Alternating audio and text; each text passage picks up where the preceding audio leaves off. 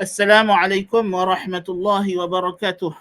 Alhamdulillahi rabbil alamin wa bihi nasta'in wassalatu wassalamu ala khatamil anbiya'i wal mursalin nabiyyina Muhammadin wa ala alihi wa sahbihi ajma'in, amma ba'du. Para penonton, hadirin hadirat yang dirahmati Allah Subhanahu wa taala, kita bersyukur kepada Allah Azza fi'ulahu kerana pada pagi ini kita diberikan kesempatan oleh Allah, dikurniakan rahmat daripada Allah Subhanahu wa taala untuk bersama-sama dalam satu program kuliah khas kita bagi bulan Jun ini, ya, insya-Allah. Seperti mana biasa, Yayasan Ta'lim berkomited untuk meneruskan program-program seperti ini, kuliah-kuliah ilmiah seperti biasa, dan kita berharap semoga Allah Ta'ala memberikan kerahmatannya, kelapangan rezeki dan keberkatan kepada pihak penganjur, pihak Yayasan Ta'lim untuk terus istiqamah dalam menganjurkan program-program ilmiah. Baik, tajuk yang kita akan bincangkan pada pagi ini adalah tajuk yang telah dipilih awal lagi, sejak daripada bulan lepas lagi. Tajuk ini telah dipilih awal sejak daripada bulan lepas lagi, ya. Iaitulah berkaitan dengan kaifiat ataupun kaedah bagi seorang ahli sunnah wal jamaah berinteraksi dengan golongan yang menyimpang. Ya, berinteraksi dengan golongan menyimpang ini ada dua peringkat sebenarnya, nanti kita akan sebut nanti insya-Allah taala.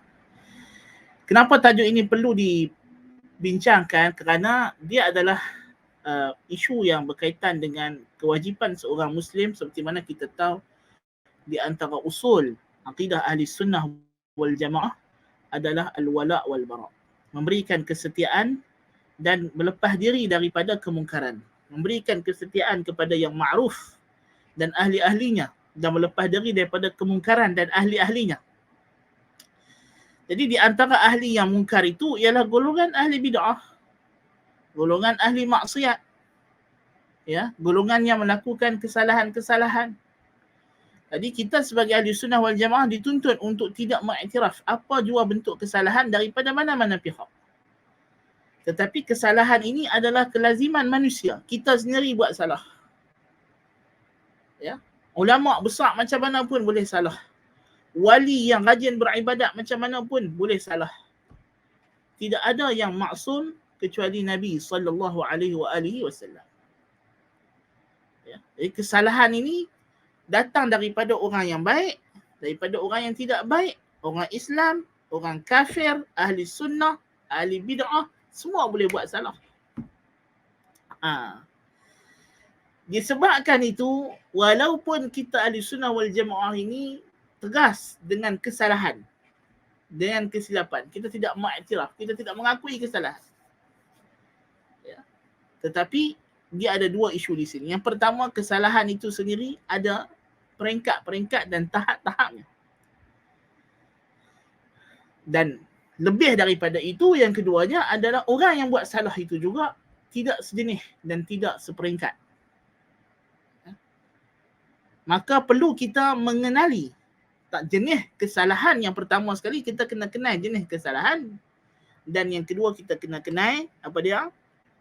Kita kena kenal jenis orang yang melakukan kesalahan. Ya. Baik.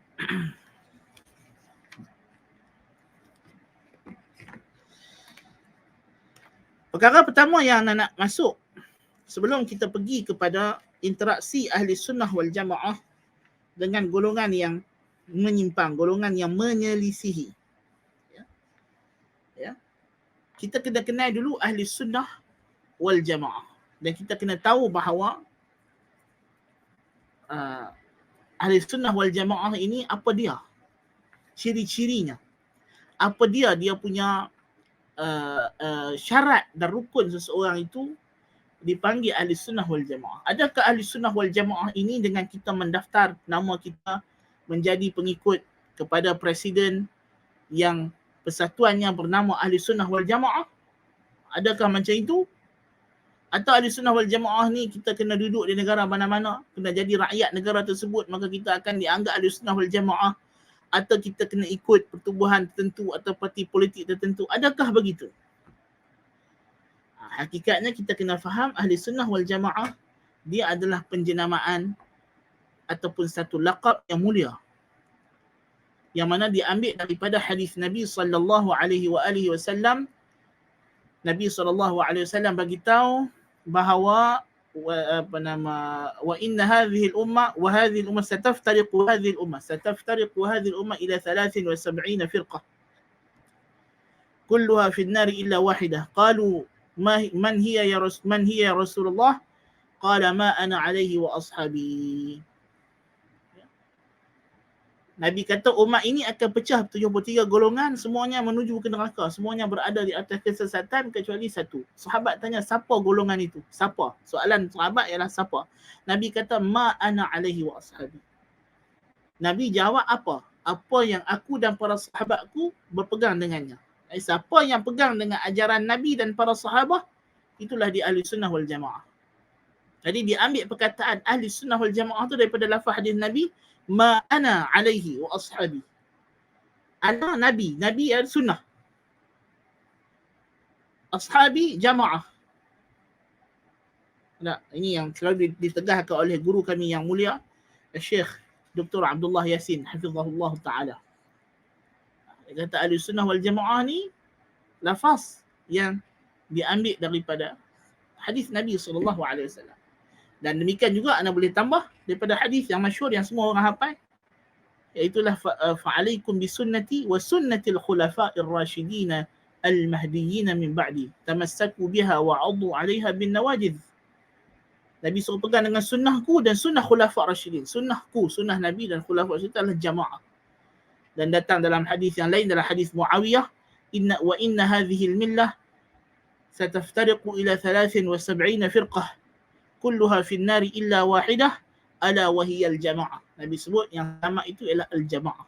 Maka digabungkan jadi ahlus sunnati wal jamaah. Kerana ciri-ciri mereka ialah berpegang dengan sunnah, dan sunnah itu ialah tariqatun Nabi sallallahu alaihi wasallam. Iaitulah jalan beragama yang diajarkan oleh Nabi sallallahu alaihi wasallam, yang diikuti, yang dituruti oleh para sahabat radhiyallahu anhum. Dan al-jamaah itu seperti mana kata Al-Barbahari rahimahullah, wa aslul alladhi tambani alaihi al-jama'atu hum ashabu Rasulillah sallallahu alaihi wasallam ashabu Muhammadin sallallahu alaihi wasallam rahimahumullah jami'an, atau kama qala rahimahullah. Asal yang dibina di atas jamaah itu ialah para sahabat Muhammad sallallahu alaihi wasallam radhiyallahu anhum. Jadi ahli sunnah wal jamaah ini tidak ada khilaf lagi bahawa dari segi definisinya ialah mereka yang mengikut jalan Nabi sallallahu alaihi wasallam dan para sahabat, tabi'in dan tabi' tabi'in fil aqidati wasyari'ati wassuluk. Pada akidah, syariah, suluk, yakni segenap segi agama. Ini adalah ahli sunnah wal jamaah. Dia boleh jadi seorang alim, boleh jadi seorang awam, orang yang bukannya ada ilmu yang tinggi, boleh jadi orang yang berkecimpung dalam bidang agama, boleh jadi orang yang berkecimpung dalam bidang-bidang yang lain, boleh jadi seorang doktor, seorang pilot, seorang tentera, seorang polis, seorang peniaga, seorang barista, ya, siapa saja. Boleh jadi dia orang yang salih dan boleh jadi dia orang yang bergelumang dengan syahwat maksiat. So ahli sunnah wal jamaah ni bukan semuanya orang baik. Nah, boleh jadi ahli sunnah wal jamaah itu perompak, pencuri, ya. Kerana ukuran ahli sunnah wal jamaah ialah pada prinsip yang dia pegang. Walaupun boleh jadi dalam praktik dia menyelisihi sebahagiannya. Dan bukan semua benda yang disebut sebagai prinsip ahli sunnah wal jamaah itu adalah usul. Jadi sebab itu kita kata macam mana orang Islam, kerana sunnah itu, ahli sunnah wal jamaah itu ialah Islam yang asal. Islam yang asli, yang khali. Lepas tu macam mana kata Ibn Rajab, ahli sunnah wal jamaah ni apa dia? Iaitulah Islam yang dibawa oleh Nabi SAW yang suci daripada sebarang kekotoran syahwat ataupun syubhah. Tapi orang dia boleh jadi ada syahwat. Kan? Jadi ada prinsip-prinsip yang kalau seseorang itu langgar menyebabkan dia terkeluar daripada ahli sunnah wal jamaah, iaitulah prinsip yang kalau dia pegang dia jadi ahli sunnah wal jamaah. Dan ada prinsip-prinsip yang kalau dia langgar, dia tidak terkeluar daripada ahli sunnah wal jamaah walaupun mungkin dia tercela. Iaitulah prinsip-prinsip yang kalau seseorang itu pegang dengannya, dia belum tentu ahli sunnah wal jamaah. Seperti mana kalau kita kata Islam ni ada rukun-rukunnya. Yang siapa yang mengaku dan berpegang dengan rukun tersebut, dia adalah Muslim. Walaupun dia tidak patuh kepada prinsip-prinsip yang lain. Dan ada prinsip-prinsip dalam Islam yang kalau orang itu beriltizam mengamalkannya, mematuhinya, belum tentu dia dikira Muslim selama mana dia tidak beriltizam dengan usul. Ada orang sembah berhala, musyrik, hidup sebagai kafir, tak mengaku ajaran Nabi Muhammad SAW, tapi dia suka Nabi Muhammad. Dia bagi sedekah ke orang, dia tolong orang, dia baik dengan jiran tetangga, dia berbakti kepada ibu dan bapa. Yang ini tidak dikira sebagai Muslim. Sebenarnya kata Syekhul Islam Ibn Taimiyah rahimahullah, berpegang seseorang itu hanya dikira Muslim apabila dia berpegang dengan prinsip Islam yang memang menjadi khususiah Islam yang tidak berkongsi dengan agama-agama yang lain. Iaitulah yang terkandung dalam hadis Nabi SAW, man syahida an la ilaha illallah wa anna Muhammadar Rasulullah wa anna Isa Abdullah wa Rasuluh wa kalimatuhu alqaha ila Maryam wa ruhun minhu wal jannata haqqun wan nar haqqun adkhalahu Allahul jannata ala ma kana minal amal. Hadis riwayat Imam Muslim. Kita dah belajar hadis ni, kita dah syarah dalam kelas kitab Tauhid. Jadi tak perlu ana ulang terjemah dan ulang syarah. Baik. Jadi ahli sunnah wal jamaah ni apa prinsip-prinsip yang kalau seorang itu berpegang dengannya, dia dikira ahli sunnah wal jamaah. Yang pertama ialah masdarut talaqi. Masdar talaqi, sumber ambilan agama, wa manhajul istidlal, dan metodologi dia beristidlal. Ini penting. Contoh, kalau kita buat dalam bidang lain. Satu orang, dia salat. Kita tengok dia salat. Kita dengar dia baca Bismillahirrahmanirrahim. Dia baca Bismillah kuat, jahar. Kalau kita tengok dia salat tu, dia ikut macam mazhab Syafi'i. Tapi bila datang kunut subuh, dia tengok kita tak kunut. Kan? Dia kata, bukan Syafi'i, kenapa tak kunut?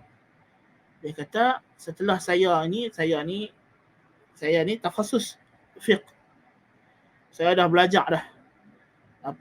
Manhajul Tullab, dah belajar dah Minhajul Talibin, dah mengkaji dah khatam dah Tuhfatul Muhtaj, ya, dah belajar Al-Majmu', ya. Maksudnya dia orang yang peringkat tinggi, orang yang ada keluasan pengetahuan tentang mazhab dan mengetahui dalil-dalil mazhab. Dan dia orang yang beriltizam dengan usul Syafi'iyah. So dia kata, tapi dalam bab kunut ni setelah saya mengkaji dan bersesuaian dengan kaedah mazhab juga, saya dapati kunut subuh ni tak kuat. Masalahnya dia kata, adakah disebabkan dia tak kunut subuh, dia terkeluar daripada mazhab Syafi'i? Tak. Satu orang mazhab Hanafi, tiba-tiba tengok, kunut subuh.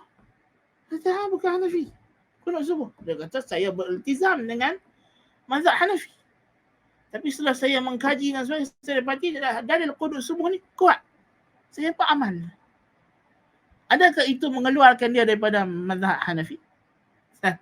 Tidak. Ada kata Syekh Labib Najib hafizahullah ta'ala, yang dikira bermazhab itu ialah pada usulnya, bukan pada qaul furu'nya. Kan? Apa usul yang seseorang alim itu pegang. Ya? Dan benda yang sama ditegaskan juga oleh Syekh Ibn Uthaymin rahimahullah ta'ala. Furu' mungkin dia berbeza. Kalau kita tengok Imam Al-Muzani rahimahullah ta'ala, dia mujtahid muntasib. Mujtahid mutlak yang menisbahkan dia kepada mazhab. Sedangkan dia ada, kalau dia nak ikut, dia boleh dianggap mazhab tersendiri. Tapi kerana dia beristihad dalam kerangka usul Syafi'i. Imam An-Nawawi rahimahullah. Banyak Imam Nawawi ni pendapat peribadi dia. Kalau kita tengok dia punya kehidupan seharian, mungkin orang tak perasan kata dia Syafi'i pasal dia ada ijtihad peribadi dia. Bukannya apa yang dia tulis dalam kitab dia tu yang dia kata ini mu'tamad, memang dia pegang macam tu. Tak juga. Yang mu'tamad yang disebut dalam kitab itu mu'tamad berdasarkan kaedah mazhab supaya pendapat itu dianggap mewakili mazhab. Tapi dari segi amalan, Imam Nawawi sendiri dia ada ikhtiarat. Dia ada pilihan dia yang dia amalkan untuk diri dia. Kan? Ada ikhtiarat An-Nawawi. Kan? Jadi, tetapi kenapa dia dianggap Syafi'i? Pasal usul yang dia iltizam ialah usul Syafi'iyah. Kan? Baik. Jadi macam itu juga kalau kita kata bila seorang dia kata ahli sunnah wal jamaah. Macam mana dia ahli sunnah wal jamaah? Dia kena beriltizam pada masdar, sumber ambilan agama.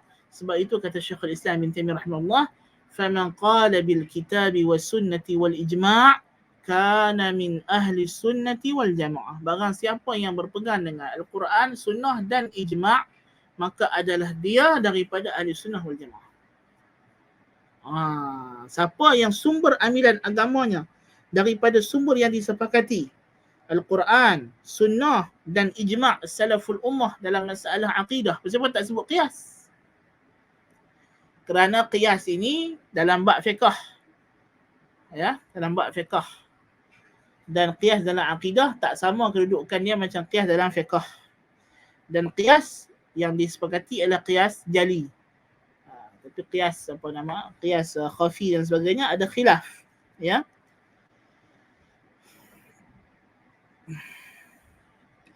Kata Abul Qasim At-Taimi Qiwamus Sunnah, qala ba'd al-ulama wa ahlu sunnati wal jamaah lam tata'adda al-kitab wa sunnata wa ijma' as-salaf as-salih wa lam tattabi' al-mutashabiha wa ta'wilahu ibtigha' al-fitnah wa innama ittaba'u as-sahabata wat tabi'in wa ma ajma'a al-muslimuna alayhi qawlan wa 'amala. Dhabit ahli sunnah wal jamaah, kata Abul Qasim At-Taimi Qiwamus Sunnah, berkata sebagai ulama ahli sunnah jamaah, ahli sunnah wal jamaah itu mereka yang tidak melampaui, tidak menjangkau, tidak melangkau Al-Quran, sunnah dan ijma' as-salafus salih. Dan tidak mengikut yang samar-samar dan mentakwilkannya kerana mengharapkan fitnah. Ahli sunnah wal jamaah ini bukan, ini tadi masdar talaqi, Quran, sunnah, ijma'. Kemudian tengok macam mana dia punya cara dia berhujjah dengan Quran, sunnah, ijma'. Dia tidak ikut mutasyabih. Mutasyabih ni apa? Yang ni benda yang samar-samar, yang tidak jelas penjelasannya daripada Al-Quran dan sunnah. Dia bukan qat'iyat akal. Contoh, bila kita baca hadis Nabi SAW, yanzilu Rabbuna tabaraka wa ta'ala ila as-sama'i dunya hina yabqa thuluthul lailil akhir. Tuhan kita turun ke langit dunia, langit yang paling dekat, ketika mana berbaki 1/3 malam yang akhir. Macam mana Tuhan turun? Turun ni bergerak. Bergerak ni berpindah dari satu tempat ke satu tempat dan diikat dengan, dan ada pula masa di situ 1/3 malam yang akhir. Jadi macam mana Tuhan, adakah Tuhan terikat dengan masa, adakah Tuhan itu masuk dalam dimensi time, space time dimension, ya, dia panggil al-bu'duz zamkani, ya, zaman makan, ya, space and time. Sedangkan benda tu, kita kata space and time ni benda yang sama. Tak. Dia dibincangkan dalam falsafah sains pada zaman kini. Berkenaan masa, apa itu masa, berkenaan takrif masa ni khilaf cukup panjang. Kan? Ada kitab yang tebal yang hanya membincangkan tentang apa itu masa.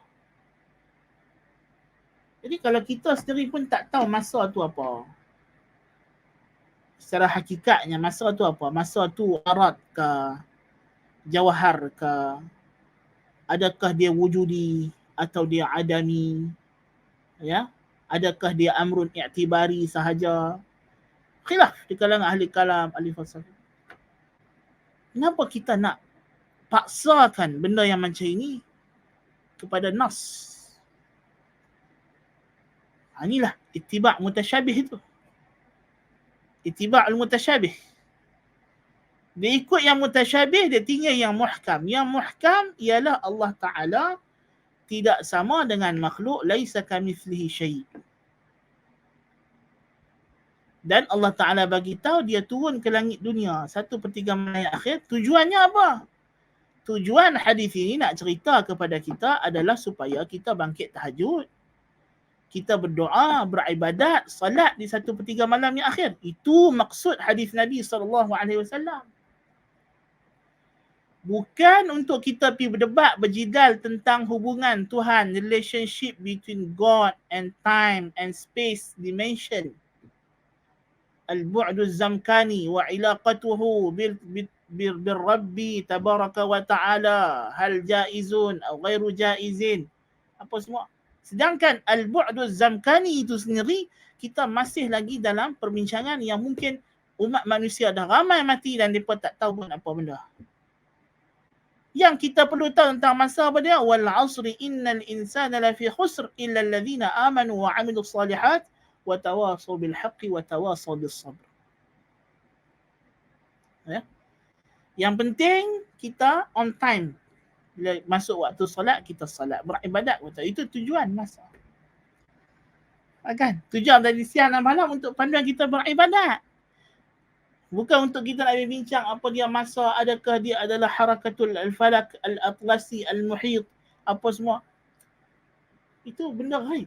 Tuhan tak habaq kita dan kita tak mungkin boleh tahu masa tu apa dia hakikatnya. Ya? Adakah masa itu melingkungi manusia secara menlurus?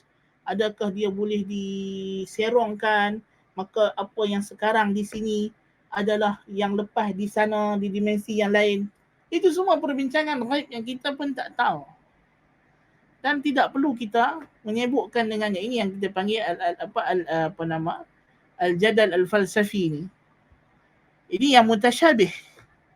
Yang bila dipaksakan benda-benda macam ini kepada nas, ini yang merosakkan. Ini yang merosakkan. Ini yang masuk pemikiran tahrif, mengubah makna ayat-ayat sifat Allah Subhanahu wa taala daripada kalangan ahli kalam. La naskutu li'annana najhal, naskut li'annana na'lam. Kama qala ulama salaf, al-ilmu bil kalami jahlun wal jahlu bil kalami ilmun. Kita tak bincang benda ni bukan kerana kita jahil, kita tak tahu bincangan, bukan. Benda tak perlu. Tak perlu. Ini ada orang tulis kitab pasal konon-kononnya dia nak bincang pasal polemik takwil hadis sifat. Cewa. Mungkin kalau kita suruh dia terang pasal masalah space time apa semua ni pun boleh tentu lepas. Kan?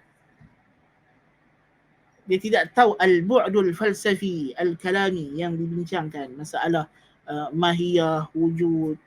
Adakah mahiyah adalah nafsul wujud? Adakah wujud nafsul zat, nafsul bari subhanahu wa ta'ala? Dia macam-macam lah. Kan? Yang mempengaruhi mereka yang mentakwil sifat. Dia bukannya isu sesimpel nak tanzih macam tu. Bukan. Tanzih daripada apa? Contoh Al-Ghazali kata, bila dia kata, Al-Ghazali, Abu Hamid Al-Ghazali kata, kalau kita guna akal orang awam dengar Ar-Rahmanu ala arsyis istawa, Allah Ta'ala ada sifat sekian. Dia kata orang awam cukup dia tahu laisa kamitslihi syai'. Dia dah tahu dah sifat Tuhan tak sama dengan makhluk. Tak terlintas pada mereka tajsim dan tashbih. Habis timbul persoalan. Abu Hamid Al-Ghazali kata, habis tu yang kita duk pergi takwil, yang kita kata ada tajsim, ada tashbih ni, mai daripada mana? Dia kata mai daripada hak kita. Dia kata qawaid yang kita bina, usul yang kita pegang, usul aqliyah yang orang awam tak tahu. Nampak? Jadi isunya bukan semata-mata Tak, pasal dia isu yang begitu mendalam. Baik, kita berhenti dekat dulu sebab kalau kita masuk lagi dalam ceramah pagi ni jadi tajuk lain. Baik. Allahul musta'an. Baik. Itu kita dah bincang dalam kelas pun kan. Kita dah belajar dah. So tak perlu ada ulang panjang-panjang lah. Baik. Poin dia adalah nak faham maksud kalam Abul Qasim At-Taimiyah Qiwam As-Sunnah rahimahullah tinaan walam tattabi' al-mutashabih wa ibtigha' al-fitnah wa ibtigha' ta'wili wa ta'wilahu ibtigha' al-fitnah wa innama ittaba'u as-sahabata wa tabi'ina wa ma ajma'a al-muslimuna 'ala qawlan wa 'amalan. Tapi depa ikut apa yang berpegang dengannya para sahabat, tabi'in dan ijma' orang Islam sekalian atasnya, sama ada dari segi akidah maupun ucapan, dari segi segala perkara berkaitan dengan agama.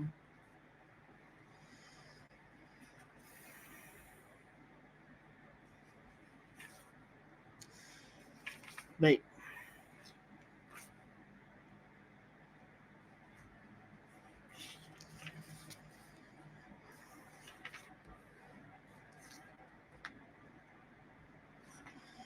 Yang kedua, yang menjadikan seorang itu ahli sunnah wal jamaah ialah dia beriltizam, mengaku dan berikrar dengan perkara-perkara atau isu-isu akidah atau amaliyah yang besar,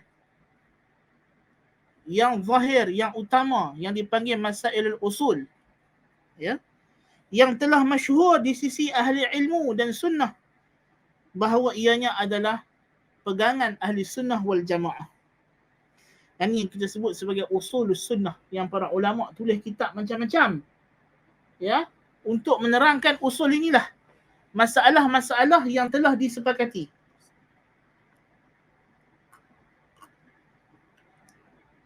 Ya, seperti al-imanu qaulun wa amal, seperti Allah Ta'ala mencipta amalan makhluk, qada dan qadar, rukun iman yang 6, ya, beriman dengan sifat-sifat Allah Subhanahu wa Ta'ala min ghairi ta'tilin wala tamthilin, ya, tanpa ta'til, tanpa tamthil, ya. Ini adalah usul kibar, usul yang besar yang diketahui bahawa ahli sunnah wal jamaah inilah dia. Mentaati wulatil amri, tidak khuruj, tidak memberontak kepada wulatil amri, wa in jaru wa in zalamu, ya. Ini adalah usul yang disebut oleh Abu Ja'far Al-Tahawi, disebut oleh Imam Ahmad dalam Usulus Sunnah, disebut oleh Al-Muzani dalam Syarhus Sunnah, disebut oleh Al-Barbahari, disebut macam-macam ulama tulis untuk sebut benda ni saja. Mereka senaraikan beberapa perkara yang mana kalau seseorang itu beriltizam, melaziminya, maka dia adalah ahli sunnah wal jamaah. Yang mana masalah ini membezakan ahli sunnah dengan yang bukan ahli sunnah wal jamaah. Jadi ini adalah masalah. So, adapun masalah-masalah daqiqah, dia ada dua. Al-masail ada dua. Al-masailul jalilah dengan al-masailul daqiqah. Isu-isu yang besar, yang jelas, yang terang kepada semua orang, yang menjadi kesepakatan para ulama. Dan ada isu dia panggil al-masail ad-daqiqah, isu-isu yang terperinci, yang rumit. Ahli sunnah wal jamaah beriman bahawa Al-Quran kalamullah ghairu makhluq, minhu bada qawla wa ilaihi ya'ud, hukman wa qawlan. Ya. Al-Quran itu kalamullah, bukan makhluk, daripada Allah lah ia dizahirkan, Allah menzahirkannya secara ucapan, dan kepada Allah lah ia kembali dinisbahkan dan dihukumkan sebagai kalamullah, walaupun orang itu baca, orang ini hafal, di sana ia ditulis, di sana ia dibaca, di sana ia didengari, tetapi ia adalah kalamullah. Hurufuhu wa ma'ani, hurufnya dan maknanya. Sampai dekat tu ittifaq ahli sunnah wal jamaah. Lebih daripada tu perbincangan berkenaan dengan muhdas, tak muhdas, apa semua, itu al-masail ad-daqiqah, seperti isu yang berlaku antara Al-Bukhari dengan Tok Guru dia Muhammad bin Yahya Az-Zuhli, ya. Ini masail ad-daqiqah. Yang kadang-kadang masalah yang macam ini menjadi persengketaan di kalangan sesama ahli sunnah wal jamaah bila mereka menghukum dengan lazim benda, bukannya dengan isu itu. Lazim benda. Okay. Jadi yang dikira ialah al-masail al-jalilah. Lepas tu kata Asy-Syatibi rahimahullah, seseorang itu dianggap menyelisihi ahli sunnah wal jamaah bila dia menyelisihi pada yang pertama fi aslin kulli, pada usul yang besar, prinsip yang utama, seperti berpegang dengan Quran dan sunnah ijma', ya. Cara istidlal, calaqi mesti menggunakan kaedah bahasa Arab yang asli, yang dipahami oleh para sahabat, tabi'in dan tabi'in. Kalau satu orang datang, dia kata, kami dalam bab nas-nas yang berkaitan dengan fitnah akhir zaman ini, kami tidak mau ikut kepahaman salaf. Kami ada metodologi tersendiri. Ini jelas lah, dia ada isytihar. Orang yang cakap macam ni tak ada beza dengan orang yang cakap, saya bukan ahli sunnah wal jamaah. Ingat Astora Jabat masa persidangan muktamar pemikiran Syekh Abdul Wahab di Bali tu. Dia kata apa? Saya bukan ahli sunnah wal jamaah. Dia terang gitu, saya bukan ahli sunnah wal jamaah. Saya ikut mana yang rajih, dia kata. Kalau ada bab tu ahli sunnah rajih, saya ikut. Kalau Mu'tazilah rajih. Dia jadikan akidah macam fiqh, na'udzubillah min dzalik. Sedangkan fiqh pun kita tak boleh sesuka hati, dia ada sempadan. Fiqh pun mesti hak pada mazhab yang 4. Kan? Fiqh pun bukan kita boleh suka hati. Saya nak ikut fiqh mazhab Zaidi, mazhab Zaidiyah. Boleh? Tak boleh. Saya nak ikut fiqh Ibadiyah. Boleh? Tak boleh. Saya nak ikut fiqh Ja'fariyah. Boleh? Tak boleh. Kan? Fiqh pun terhad kepada mazhab yang 4 dan ulama-ulama mujtahid dia. Kan? Tak lebih daripada itu. Adapun lebih daripada 4 itu tidak boleh dipakai sebagai fatwa sebab kita tak tahu duduk letak perkara yang sebenar. Tidak, pasal mazhab lain pada 4 tu tidak ditahrir, tidak ditangkih, tidak ada lagi pengikutnya pada zaman sekarang. Ya.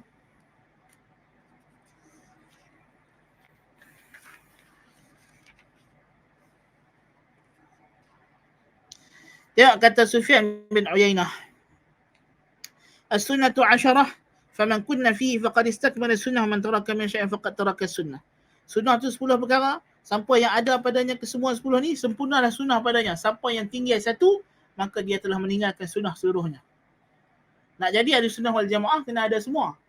Nak terkeluar daripada ahli sunnah wal jamaah cukup tinggal satu. Isbatul qadar, menisbatkan takdir. Wa taqdimu Abi Bakr dan Umar, mendahulukan Abu Bakar dan Umar sebagai yang paling afdal dalam kalangan umat Muhammad sallallahu alaihi wasallam. Wal haud was syafa'ah, mengisbatkan haud syafaat. Wal mizan was sirat. Wal imanu qaulun wa amal. Wal Qur'anu kalamullah wa azabul qabri wal ba'thi yaumil qiyamah wa la taqta'u bi syar'i muslim. Ini di antara contoh. Imam Ahmad senaraikan. Imam Ali Al-Madini senaraikan. Ya. Benda-benda ini dia panggil al-usul al-kibar. Kata Ibn Taimiyah rahimahullah, man khalafa al-kitab al-mustabin wa sunnah al-mustafidah aw ma ajma' alayhi salaful ummah khilafan la yu'dharu fih fa hadha yu'amalu bima yu'amalu bihi ahlul bid'ah. Barang siapa yang menyelisihi kitab yang jelas, sunnah yang telah mustafid, yang telah tersebar masyhur di kalangan ahli sunnah wal jamaah, atau apa yang menjadi ijma' atasnya salaful ummah dengan khilaf yang tidak ada uzur padanya, maka dia ini adalah ahli bid'ah. Dan kata Ibn Taimiyah, wal bid'atu allati yu'addu biha ar-rajul min ahli al-ahwa' mashtahara 'inda ahli al-'ilm bis-sunnati mukhalafatu ahli al-kitab wa sunnah ka bid'atil khawarij wal rawafid wal qadariyah wal murji'ah. Bid'ah yang seseorang itu dianggap menyelisihi ahli sunnah wal jamaah dan menjadi ahli bid'ah ialah apa yang telah masyhur di sisi ahli ilmu, ulama ahli sunnah wal jamaah sebagai perkara yang menyelisihi Al-Quran dan sunnah, seperti bid'ah khawarij, rafidah, qadariyah dan murji'ah. Dia kata iman tidak ada kaitan dengan amalan. Iman dalam hati saya baik walaupun amalan saya macam ni. Ini jelas. Dia telah mengikut manhaj murji'ah pada ciri-ciri Murji'ah yang paling khusus, rukun Murji'ah. Rukun Murji'ah. Siapa yang kata siapa yang tidak bersama dengan jemaah kami maka dia bukan orang Islam, hanya jemaah kami saja orang Islam, ini dia telah menepati rukun Khawarij. Rukun Khawarij. Siapa tidak bersama dengan perjuangan kami, siapa yang tidak bersama dan tidak mengundi parti kami, maka dia telah menolak Islam. Contoh kata gitu. Tak. Itu adalah usul Khawarij yang menjadikan mereka Khawarij. Yang menjadikan mereka Khawarij ialah kerana mereka buat grup mereka sendiri, kemudian mereka isytihad, kita lah orang Islam, orang lain tak Islam. Itulah Khawarij. Sebab itu semua ahli bid'ah, kata para ulama, adalah Khawarij. Pasal apa? Semua ahli bid'ah mereka buat agama mereka sendiri, prinsip mereka sendiri. Lepas tu mereka kata, hak ni lah Islam. Siapa tak ikut hak yang kami cakap ni, bukan Islam. Bukan Islam. Ahli sunnah wal jamaah, dia tak ada ijtihad sendiri. Islam itu apa yang sabit dengan nas, asy-syar'ul munazzal. Betul Syekhul Islam kata, syara' ni ada 3. Syar'un munazzal, syar'un muawwal, syar'un mubaddal. Syarak yang diturunkan oleh Allah Ta'ala, nas, Quran, sunnah. Yang ini yang wajib kita ilzamkan orang dengannya.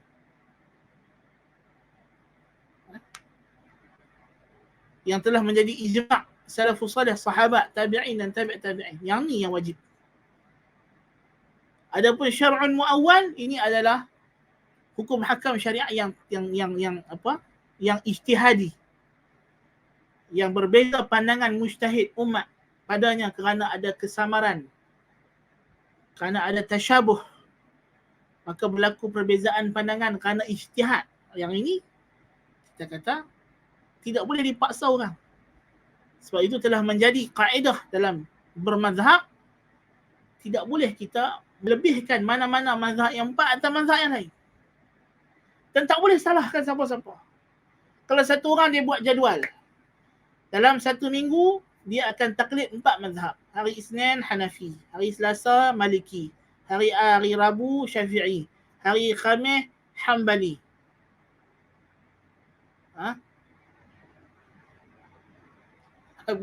Boleh tak? Boleh tak orang tu buat macam tu? Kalau dalam fatwa Ibnu Hajar Al-Haytami, golongan-golongan taklid, dia kata boleh je. Pasal sama je. Semuanya hak. Jadi kalau pandangan Ibn Taymiyah tak boleh. Ibn Taymiyah kata kalau dah iltizam satu mazhab, tak boleh keluar suka hati daripada mazhab. Kan. Kalau ikut metodologi ulama-ulama taklid, ulama-ulama yang kita dalam konteks orang Malaysia ni panggil ulama kaum tua, boleh buat macam tu, boleh. Tapi kalau ikut pahaman ulama-ulama yang dituduh sebagai Wahabi macam Ibn Taymiyah, tak boleh. Tak boleh. Pasal apa? Pasal dia kata kalau dah iltizam dengan satu mazhab, kena pegang tu. Kecuali ada dalil atau ada fatwa.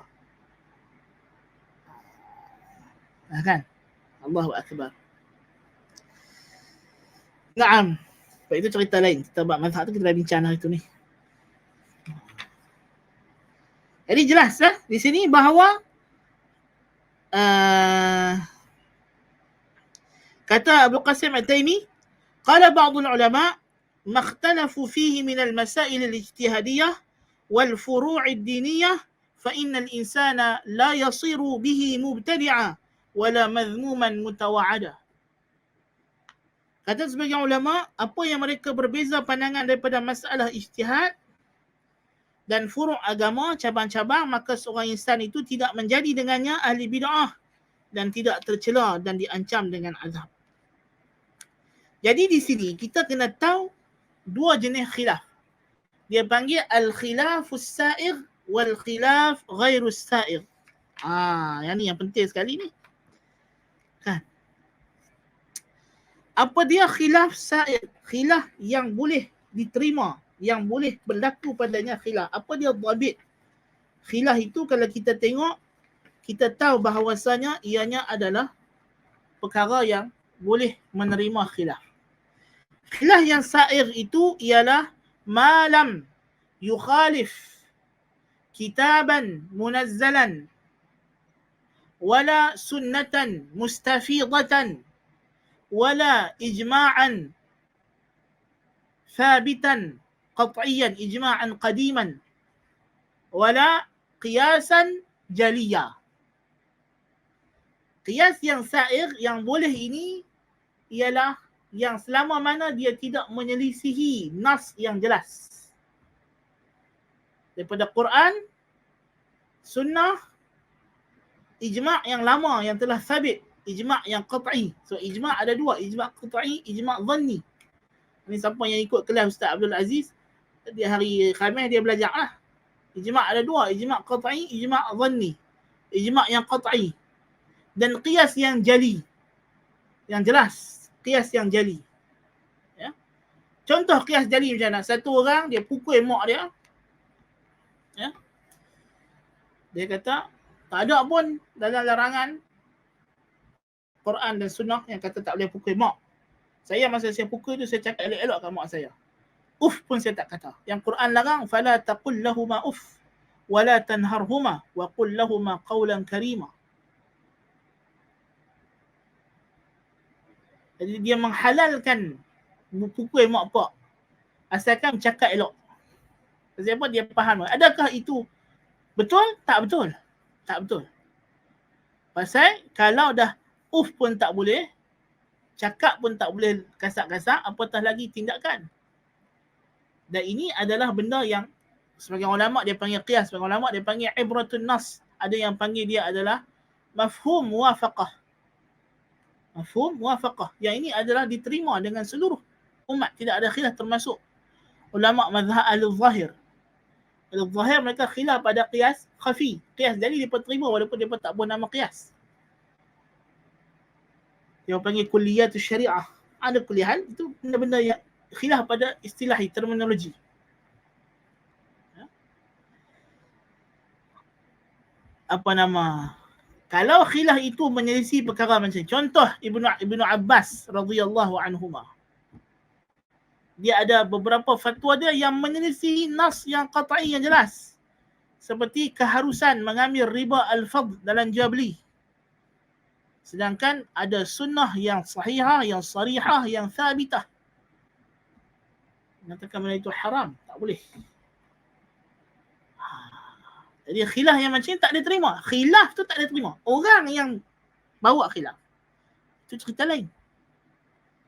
Kita kena tengok pula kenapa dia khilaf.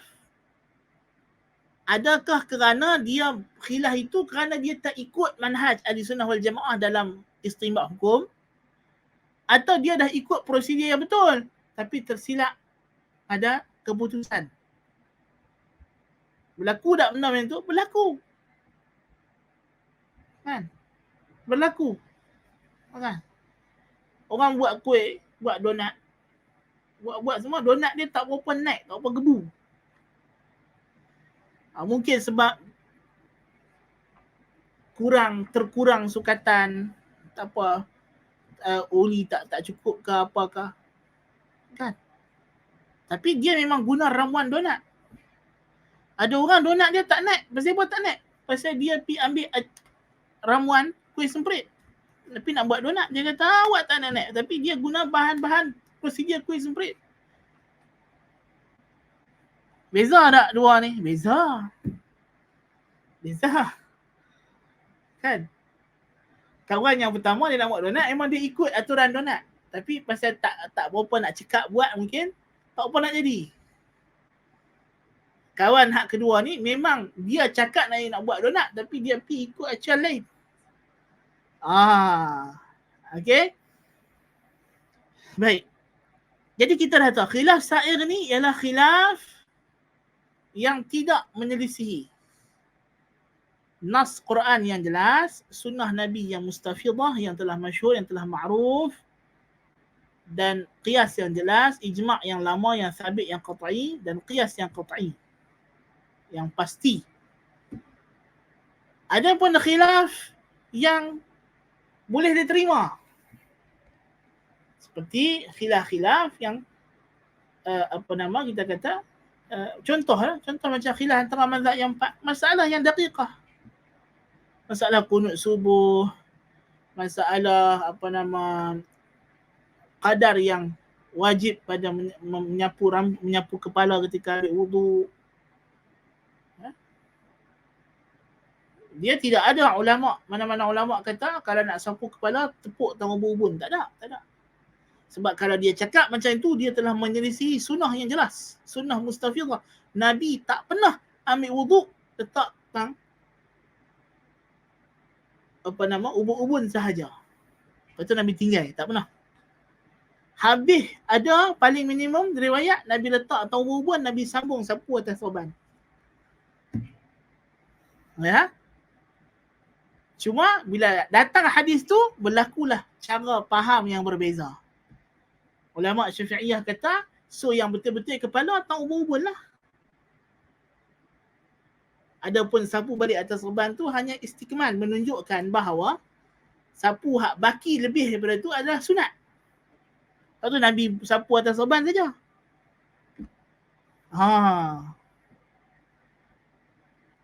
Yang ulama lain kata, mereka kata kalau tak wajib sapu semua kepala, pasal apa Nabi nak pergi sapu atas sorban? Jadi cara faham tak. Tapi tak ada ulama yang khilaf kata kalau ambil wudu yang sunnahnya, yang asalnya ialah sapu seluruh kepala, pada depan sampai belakang, patah balik ke depan. Hak ni tak ada khilaf. Cuma khilaf pada masalah daqiqah, masalah yang mendalam. Apa hukum? Dan tidak ada khilaf bahawa sapu seluruh kepala ketika wuduk dari depan ke belakang, ini adalah disuruh, ma'murun bih syar'an, disuruh secara syar'i. Tapi khilaf pada jenis suruhan. Adakah dia ma'murun amran jaziman atau ma'murun amran ghaira jazimin? Itu khilaf. Mereka mengaji dengan Ustaz Abdul Aziz, dia tahu lah. Kan? Baik. Kalau anda nak faham itu, payah nanti kita jadi kelas usul fiqh pula. Kan? Baik.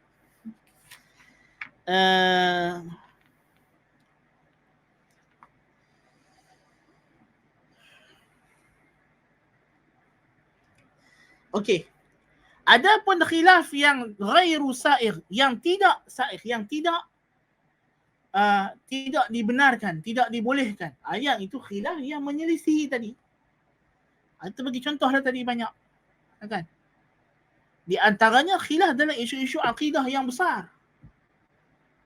Khilaf dalam isu akidah yang besar. Khilaf dalam masalah sifat Allah Ta'ala. Kan? Sifat Allah Ta'ala. Usul akidah Ahlussunnah wal Jamaah ialah beriman dengan zahir kitab dan sunnah. Wa sunnatu ala zahiriha, kata Imam Ahmad, Imam Syafi'i. Wa sunnatu ala zahiriha, sunnah mesti dipahami atas zahirnya. Kecuali ada dalil lain yang datang mengalih. Dan dalil itu mesti dalil yang syar'i. Adapun datang satu orang kata, kami kena takwil makna istawa kepada istawla. Pasal apa? Pasal mengikut kaedah-kaedah akal yang kami telah buat. Dalam kita nak menetapkan Allah Ta'ala ni wujud, kita kena berdalil kepada hudusul alam. Dan hudusul alam tidak mungkin boleh di-establishkan, melainkan kalau kita mengisbatkan alam ini ada al-mumkinatul mutaqabilatul arba' ataupun al-aqwanul arba'ah. Dari segi ia bergerak dan diam, berpisah dan berhimpun, dan ditambah lagi oleh senusi dan macam-macam, juzuk, saiz dan apa semua. Jadi kalau kita kata Tuhan istiwa atas arash, maka istiwa ini melazimkan salah satu daripada ciri-ciri hudus, dan kalau begitu kita tak boleh nak isbat Tuhan. Kita kata jadi dalil hudus ni apa main pada mana? Dia kata ada, kami baca lah kitab Aristotle, dia kata alam ni ada kategori dia kepada hayula dengan surah, hal dan form. Lepas tu kami tukar hal tu, kami buat nama jawhar, surah tu kami buat nama arad. Lepas tu dia bahagi kepada sekian, ada 10 makulah. Kemudian kami susun ni dalil. Yang ini tak jadi, ini bukan dalil syar'i. Ini mutasyabihat. Yang ni yang Tuhan celah. وَالَّذِينَ فِي قُلُوبِهِمْ زَيْغٌ فَيَتَّبِعُونَ مَا تَشَابَهَ مِنْهُ ابْتِغَاءَ الْفِتْنَةِ وَابْتِغَاءَ تَأْوِيلِهِ. Tak boleh. Tak boleh. Kan? Kerana dalil yang kamu pakai ni dalil bid'i. Dalil bid'ah. Yang kamu reka sendiri, yang tidak bersandar kepada nas syar'i, yang kamu bukan istinbat daripada nas syar'i, kamu ikut daripada pemikiran-pemikiran manusia yang tidak bersandar kepada wahyu.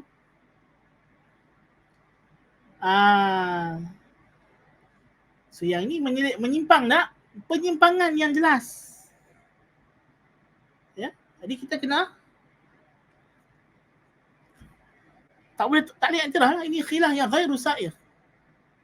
Khilaf yang ghair sa'ir. Ya, ghairu sa'ir. Ya. Baik.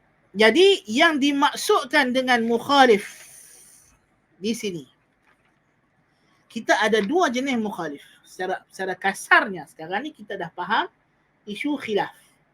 Jadi mukhalif itu kita kata ada dua. Mukhalif khilafan sa'iran, mukhalif khilafan ghairu sa'ir. Ada orang yang mukhalif khilaf yang diterima. Ada orang yang mukhalif dengan khilaf yang tak boleh diterima. Dan setiap satu jenis ini ada ciri-ciri ta'amul ulama salaf. Ya, dalam nak bermuamalah dengan mereka.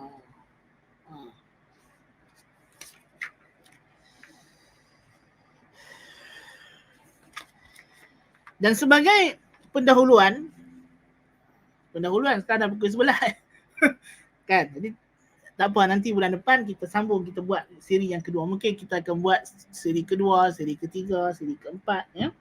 Kalau tengok teruk sangat, kita tukar jadi kelas. Baik.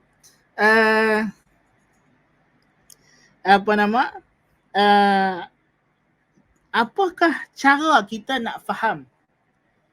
Ini bukan saja dalam bab ni, dalam semua bab. Bila kita baca kitab-kitab ulama salaf, ini satu pesanan. Dalam ilmu apa pun, nak belajar, nak mengaji, kena pergi kepada kitab ulama mutaakhirin. Ulama belakang. Pasal mereka hak paling dekat dengan kita. Nabi pesan dalam bab makan, ya ghulam, sammillah, wa kul biyaminika, wa kul mimma yalik. Nabi pesan dekat anak tiri dia, Umar ibn Abi Salamah radhiyallahu anhuma, dia kata, wahai anak, makan, sebut nama Allah, makan dengan tangan kanan, makan hak dekat. Jangan pergi cekau hak jauh. Itu dalam bab makan. Ya. Dalam bab menuntut ilmu pun, kalau kita nak makan buah-buahan ilmu, makan yang dekat dengan kita dulu. Jangan terus pergi cekau hak jauh. Ya. Sebab saiz tak sama. Tak sama. Ya. Ilmu sama, tetapi saiznya, package yang disampaikan itu. Ya. Cara susun aturnya itu berbeza dan dipadankan dengan kita. Ulama kata ta'amul kibar summus sigar. Makanan orang dewasa racun bagi budak kecil. Betul tak? Betul. Jadi jangan duk pergi cekak je dulu. Dalam ilmu akidah pun, kalau nak belajarlah kitab-kitab ulama mutaakhirin dulu yang depa dah bagi penjelasan, depa dah himpun, depa dah kumpul. Ya. Lepas tu bila kita mengaji akidah, kita mengaji kitab-kitab Syekh Abdul Uthaymin, Syekh Ibn Baz, Syekh Saleh Fauzan, ya, ulama-ulama mu'tabar. Syarahan-syarahan mereka pada kitab-kitab Syekh Abdul Wahab, syarahan-syarahan mereka kepada kitab Syekh Islam Ibn Taimiyah, Lepas tu baru kita masuk pergi kitab-kitab Ibn Taymiyah pula sendiri. Daripada situ barulah kita nak pergi lompat pergi pada kitab ulama salaf. Bila kita pergi kepada ulama salaf, masa tu kita dah tahu dah. Macam kita mengaji hadis lah. Kita belajar hadis Arba'in Nawawiyah dulu. Lepas tu naik kepada kita hadis ahkam, Umdatul Ahkam ke, lepas tu Bulughul Maram. Kan? Lepas tu pergi kepada sunan yang dekat dulu, Sunan Tirmizi ke, Ibnu Majah ke. Lepas tu naik pergi Sahihain. Dan kalau kita nak ambil istinbat hukum, itu tak boleh pergi baca hadis tu hukum. Kita kena tengok syarah dia dulu. Baca satu hadis dalam Sahih Bukhari, tu buat hukum tak boleh. Pasal mungkin ada hadis lain dalam kitab hadis yang lain. Ada riwayat lain, turuk yang lain. Dalam sunan, dalam kitab hadis yang lain. Yang menafsirkan makna hadis ini. Atau ada penambahan, atau ada pemansuhan, atau ada taksis. Kita baca kalam ulama yang dah mengkaji keseluruhannya. Jadi macam itu juga bila kita nak membaca kalam ulama salaf, kita mesti membacanya daripada sumber yang telah merangkumkannya kepada kita. Seperti Syekhul Islam Ibn Taymiyah rahimahullahu ta'ala. Ya. Jadi bila kita nak ambil perkataan ulama salaf ini, yang pertama kita kena meraihkan beberapa perkara. Yang pertama istiqra'. Mesti tatabbu' dan istiqra'. Kena ikut semua perkataan mereka dalam satu bab. Dan bab-bab yang berkaitan. Tak boleh kita pergi ambil dalam situ. Tidak jadi macam geng-geng tafwid. Dia ambil perkataan ulama salaf tang mana, dia tidak melihat kata ulama salaf yang mentafsirkan. Kerana perkataan ulama salaf saya melengkapkan. Dan di antaranya juga dia kena tahu background, khalfiyah ucapan itu diucapkan. Kepada siapa ia ditujukan. Ya. Dan kenapa istilah itu digunakan? Kadang-kadang ulama salah dia erat menggunakan istilah ahli bid'ah. Masalah bila ulama salah kata tidak ada tafsir bagi tafsiruhu qira'atu. Tafsiran bagi ayat sifat ialah bacaannya. Apa makna sini? Kerana dia pun nak rat golongan Jahmiyah. Bishr al-Marisi, zaman dia tak guna istilah takwil sangat, dia guna istilah tafsir. Bila dia nak takwil sifat, dia kata tafsirnya begini. Ada ulama salah rat. Tidak ada tafsir lain. Tafsirnya ialah yang kau baca lah. Kalau istawa lah. Jangan lebih tafsir lagu lain. Kan? Kena istiqra', kena tatabuk, kena ikut semua. Dan kadang-kadang ulama salah ini dia boleh jadi mengucapkan satu perkataan dengan tujuan untuk melampau-lampau dalam membatalkan satu perkataan. Ada ulama salaf bila mereka rat dengan kuat pada benda, perkataan, perbuatan. Tetapi boleh jadi pada orang dia tidak begitu. Dengan orang itu sendiri dia perlu nak.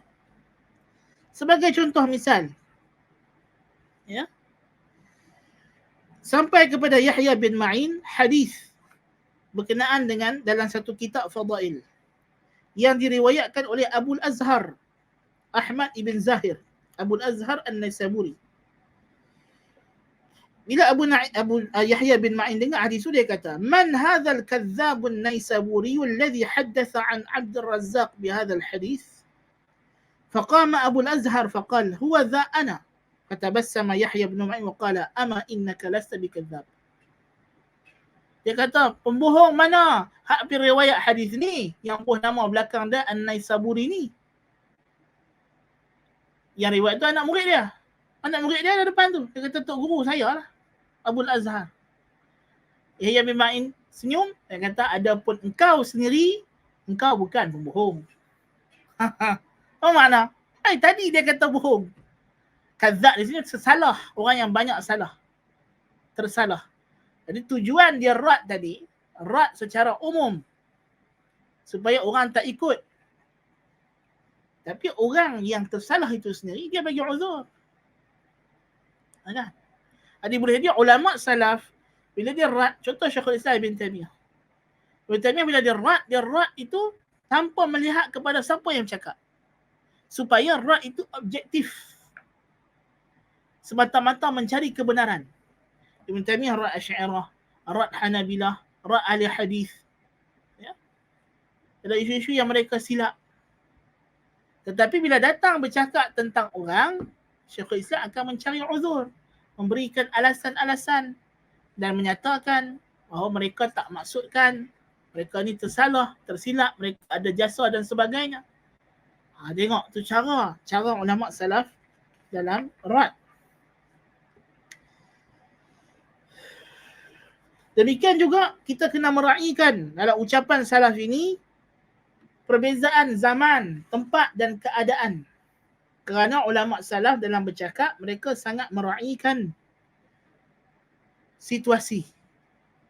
Masalahnya, ditanya kepada Imam Ahmad tentang menzahirkan permusuhan. Boleh tak? Perlukah, wajibkah menzahirkan permusuhan kepada orang yang berkata Quran makhluk ni?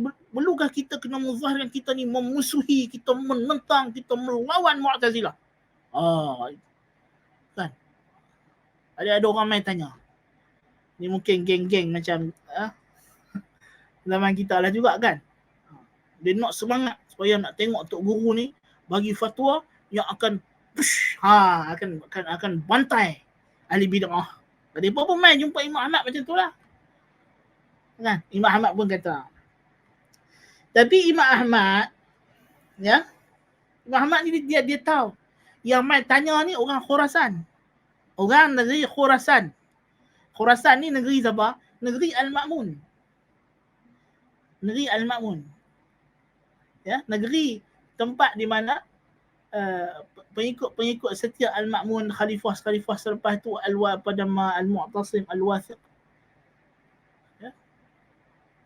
Jadi Imam Ahmad kata, Ahlu Khurasan la yaqwawna bihim. Orang dari Khurasan tak mampu. Orang dari Khurasan tak mampu. Jadi apa hampa nak minta aku fatwa benda yang hampa tak boleh buat? Maksudnya, kalau aku bagi fatwa dekat hampa, jangan bagi salam kepada Mu'tazilah, jangan duduk semajlis dengan depa, jangan berkawan dengan depa. Praktikal kah benda ni aku nak bagi fatwa, tak suruh hampa buat benda di Khurasan? Itu maksud Imam Ahmad, tak praktikal. Kan? Tak praktikal. Sebab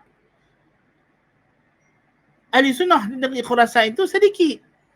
Majoritinya Mu'tazilah. Kalau kamu boykot mereka, tak ada kesan. Kamu yang akan terkesan. Kamu yang nanti jadi masalah. Kan? Itu maksud. Ditanya tentang mengambil riwayat daripada Qadariyah di Basrah. Orang Basrah datang tanya dia.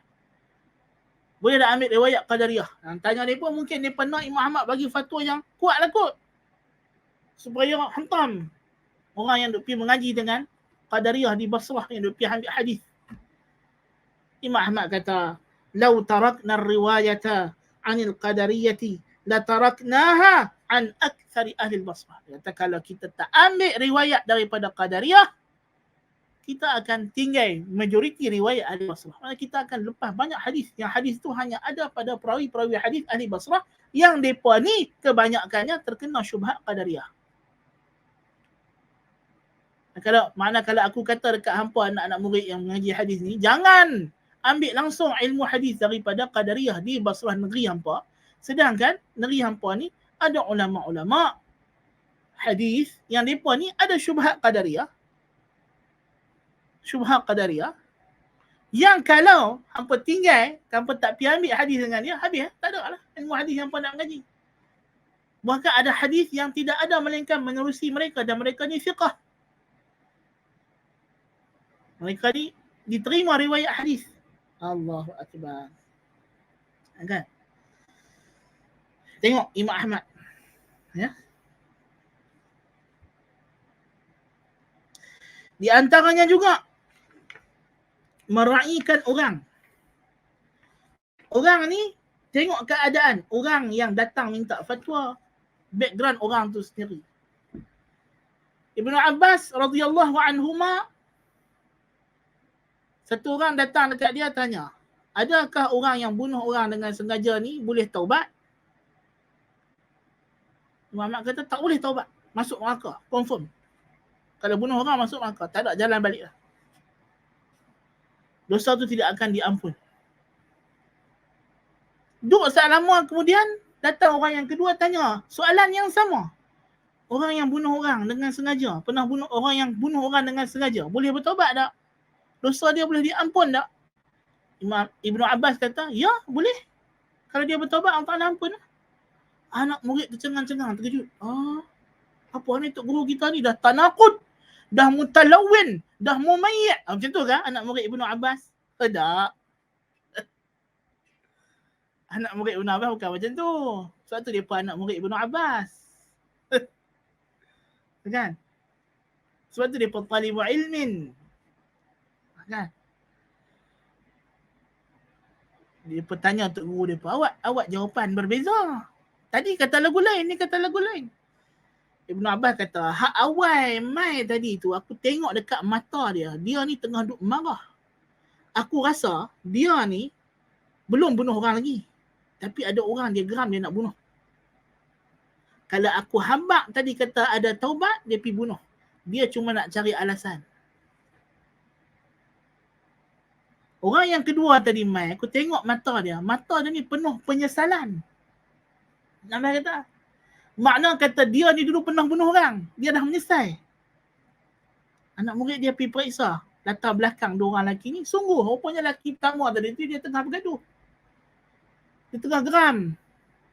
Dia main tanya soalan tu. Kalau Ibnu Abbas kata ya, cap, dia pergi pancung kepala kawan dia bergaduh tu. Lepas tu dia kata aku taubat.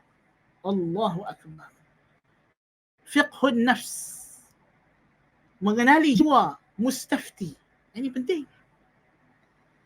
Lepas tu tak apa bagus ya. Kadang-kadang kita bagi fatwa kot WhatsApp, bagi fatwa kot. Lepas tu anak tak jawab. Anak malas nak jawab lah ni. Kalau fatwa WhatsApp apa. Kalau kita tak kenal orang tu personalan. Dan kadang-kadang memang ada setengah orang dia sengaja, dia tahu. Dia tanya soalan tu umum. Dia kata, Ustaz, apa hukum satu orang macam ni? Rupanya bila kita sembang-sembang dengan Ustaz dia, rupanya tengah ada isu. Rupanya fulan nak tanya kita ni, orang ni kita kenal juga. Rupanya dia tengah ada isu dengan satu orang gini-gini. Tengah duk bergaduh apa semua, jadi isu ni sini. Jadi rupanya dia tengah duk collect fatwa untuk sokong pihak dia. Jadi Alhamdulillah anak tak jawab, anak kata lega. Selamat.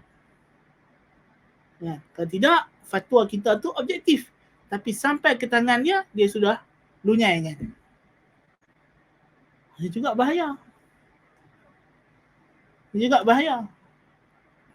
Dan kadang-kadang orang yang datang saya tanya umum. Dia kata, Ustaz, Syekh, dekat negeri kami ni ada seorang fulan-fulan kata macam ni, gini. Syekh tak kenal orang yang disebut tu. Mungkin kalau disebut namanya secara spesifik dan dicerita latar belakang orang tu secara habis, mungkin fatwa akan berbeza. Sebab orang yang bertanya, dia tak tahu tentang mana illah yang memberi kesan pada fatwa. Sebab tu kita katanya fatwa, biar tak apa sampai 10 muka surat pun tak apa. Walaupun jawapan fatwa tu nanti mungkin satu baris. Tak ada masalah. Tak ada masalah. Sebab kalau kita tak tahu tentang mana, sebab kita tak tahu tentang mana cerita kita tu akan bagi kesan kepada hukum yang akan diberi. Sebab fatwa bukannya macam hikayat hukum. Fatwa ni kita nak tanzil al-ahkam ala al-waqi'. Okay. Hukum makan babi haram, berdosa siapa yang makan. Itu hukum. Tapi kalau orang tanya, Ustaz, saya ada kawan saya ni, dia dulu pernah makan babi, Ustaz. Kita pun, wish, apa kawan hang ni, ahli maksiat, tinggalkan. Jangan bergaul dengan dia, jangan bersahabat dengan dia. Betul kawan tu main. Dia kata, Ustaz akan bagi fatwa sampai kawan saya tak mau berkawan dengan saya. Yalah, pasal apa dia kata hang makan babi? Orang makan babi ni fasik. Ustaz, saya makan babi dulu, saya terkandas dalam hutan. Tak jumpa. Ataupun saya makan tu tersilap, saya pergi Thailand, ingatkan daging lembu. Kedai tu dia halal rupanya lagi. Kan dah. termalu. Salah. Yang menjawab fatwa tu pun salah, tak tanya habis. Yang tanya soalan tu pun ada maksud peribadi lain. Dan dia tak cerita bagi habis. Kan? Itu penting tu. Kan? Dan kadang-kadang keadaan orang yang bertanya. Kan? Orang yang bertanya itu orang yang ahli ilmu kah? Orang yang awam kah? Orang yang macam mana kah? Kan? Mungkin berbeza latar belakang, akan berbeza jawapan. Meraihkan illah yang memberi kesan pada perubahan hukum. Bukan saja-saja kita nak berubah. Memberi illah tu beri kesan kepada perubahan hukum. Tak? Macam dulu kami pergi rumah Syekh Rabi' bin Hadi Al-Madkhali, hafizahullah. Kita tu semangat, muda-muda lagi masa tu. Tanyalah hukum Syekh apa cara kita nak muamalah dengan orang ikhwan muslimin di Malaysia ni. Kita ingat Syekh ni kan jenis syadid kan. Tahzir ke apa, tak ada. Dia tak cakap macam tu. Dia dengar Malaysia, dia kata apa? Nasihat dengan baik, cakap dengan mereka elok-elok. Subhanallah. Pasti dia tahu kita Malaysia tak sama macam di Saudi. Kan?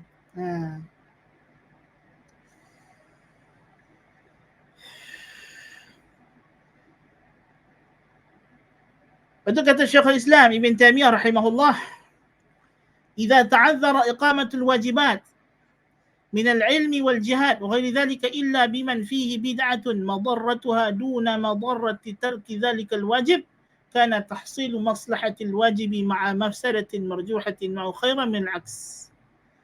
Dia kata apabila tidak dapat ditegakkan satu kewajipan, sama ada penyebaran ilmu atau jihad atau lain-lain, melainkan dengan orang yang ada padanya bid'ah yang mudaratnya kurang daripada mudarat meninggalkan perkara wajib itu, maka menghasilkan perkara yang maslahah itulah yang wajib bersamaan dengan mafsadah yang ringan, yang marjuh, lebih baik daripada sebaliknya. Walihadza kana al-kalamu fi hadhihi al-masail fihi tafsil. Oleh sebab itulah kata Ibn Taymiyah, perbincangan tentang masalah ini ada perincian. Wa kathirun min ajwibati al-Imam Ahmad wa ghairihi min al-a'immah kharaja ala su'ali sa'ilin qad 'alima al-mas'ulu halahu. Oleh sebab itu, pay attention at this. Oleh sebab itu, kata Ibn Taymiyah, kebanyakan jawapan Imam Ahmad dan lain-lain daripada imam-imam adalah berdasarkan keadaan penyoal, yang mana yang disoal, yang imam dan ulama-ulama ni dah tahu keadaan si penyoal. Atau kharaja khitaban li muayyanin qad 'alima halah, atau sebagai satu ucapan khusus kepada orang tertentu yang telah diketahui keadaannya, yang imam tu tahu keadaan orang itu. Bimanzilati qadaya al-a'yan as-sadirah 'an ar-rasul sallallahu alaihi wasallam innama yathbutu hukmuha fi nadhiriha. Seperti qadiyatul a'yan, hukum hakam tertentu yang Nabi bagi kepada individu tertentu yang hanya sabit kepada orang yang seumpama dengannya sahaja. Bahkan ada hukum hakam qada a'yan ni, ulama kata dia khusus pada orang tersebut sahaja. Fa inna aqwaman ja'alu dhalika 'amman. Ada orang yang faham perkataan ulama ni sebagai umum. Fasta'malu min al-hajri wal inkari ma lam yu'maru bih. Lalu mereka pun menggunakan boikot dan ingkar pada perkara yang tidak disuruh untuk melakukan benda tersebut. Fala yajib wala yustahab. Maka perbuatan mereka itu tidak wajib, tidak mustahab.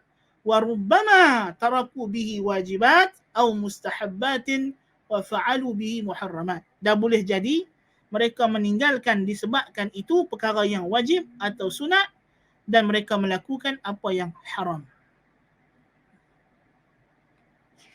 Ini ada orang yang bila dia silap faham perkataan salaf dalam masalah ini, dia ambil hukum dan dia praktik pada bukan illah dan kondisinya. Di antara kaedah kita nak faham kataan salaf ialah membezakan keadaan dan masa. Ya. Jadi kadang-kadang ulama salaf dia berhadapan dengan situasi bid'ah tu mungkin masih awal. Jadi dia berkata kita jangan berdebat dengan golongan ini, jangan ni, jangan ni. Contoh macam mereka tegas dengan bid'ah murji'atul fuqaha. Kerana masa tu bid'ah tu masih baru dan mereka takut kalau dibiarkan akan membawa kepada kemunculan bid'ah lebih besar. Tapi bila bid'ah murji'ah itu sudah berebak, maka ulama mengambil pendekatan memperincikan. Ya, memperincikan. Namun begitu perlu diingat. Perlu diingat. Ya. Kata Syekh Khalid As-Sabt dalam kitab dia ni, dia kata walastu aqsidu bidzalika taqabbul ahli al-bid'ah fi hadzal 'asri wa mu'akhatihim bihal. Innamal muradu i'tibaru qa'at al-masalih wal mafasid fi hadzal bab. Bukan bermakna kita ni terima ahli bid'ah secara mutlak. Ini kena bezakan. Bersama dengan ahli bid'ah dilarang. Tak boleh. Yang membawa kepada mencairkan garis pemisah antara kita dengan mereka. Sehingga orang menganggap tidak ada lagi masalah dengan bid'ah tersebut. Ini dilarang sama sekali. Ini adalah haram, ini yang ditegaskan oleh ulama Ahlussunnah wal Jamaah. Kita mempromosi ahli bid'ah itu kerana jasa-jasanya seolah-olah macam tak ada masalah. Macam tak ada apa. Jadi kita anggap khilaf kita dengan dia tu khilaf yang boleh ditasamuh. Sedangkan dia bukan khilaf yang boleh tasamuh. Tetapi yang dibenarkan dalam konteks tertentu kerana mentahsilkan maslahah atau menolak mafsadah yang lebih besar ialah kita bekerjasama dalam isu yang khusus. Itu tak ada masalah. Katalah kita nak lawan Syiah. Kita bekerjasama dengan golongan Asy'ariyah. Macam dulu. Yayasan Ta'lim. Kita lawan Syiah. Kita kerjasama dengan Jabatan Mufti. Kan? Dan yang dalam mufti itu ulama Asy'ariyah. Kan? Adakah kita mempromosi Asy'ariyah? Tak, pasal apa? Pasal kita juga tegas. Kita ada kelas-kelas khusus yang kita menjelaskan kepincangan akidah Asy'ariyah.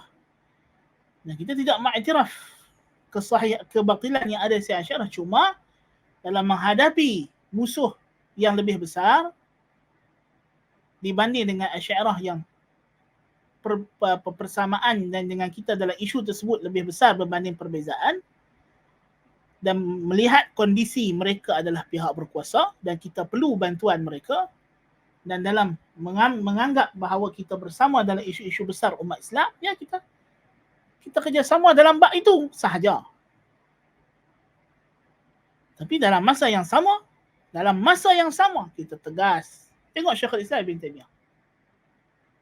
Ibn Taymiyah bekerjasama dengan ulama-ulama Asy'ariyah zamannya dalam menentang golongan Mughul, dalam menentang golongan Salib, golongan Batiniyah. Tetapi dalam masa yang sama berjilid-jilid kitab ditulis juga untuk rad Asy'ariyah. Bukan bermakna bila kita dah kerjasama dengan dia kita pun mendiamkan kebatilan yang ada pada tak, salah. Itu adalah batil.